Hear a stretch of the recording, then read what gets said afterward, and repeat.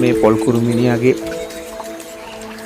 කීට අවස්ථාව කියන්නේ පණුව අවස්ථාව. මෙයා ලොකු වෙලා තමයි කුරුමිනියෙක් බවට පත් වෙන්නේ. මේ වීඩියෝ එකේ ඇති එයාගේ වර්ධන අවස්ථා දෙකේම වීඩියෝ එකක්.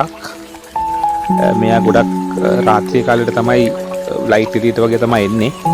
ගොඩක් පොල් ගස් වලට ගොබේට ඩැමේජ් කරලා හානි කරනවා.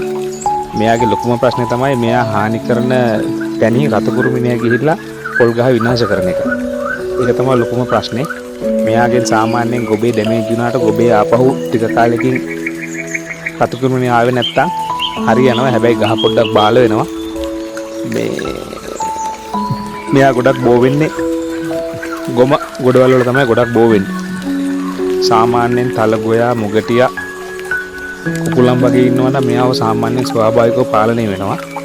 කුණු ගොඩවල් සුද්ධ කරලා ආහාරලා ඒ කට්ටිය කන හින්දා පොඩ්ඩක් මේ කුරුමිනියා ගැන ඔයාලා අවධානයෙන් ඉන්න පොල්වතු වගා කරන අය.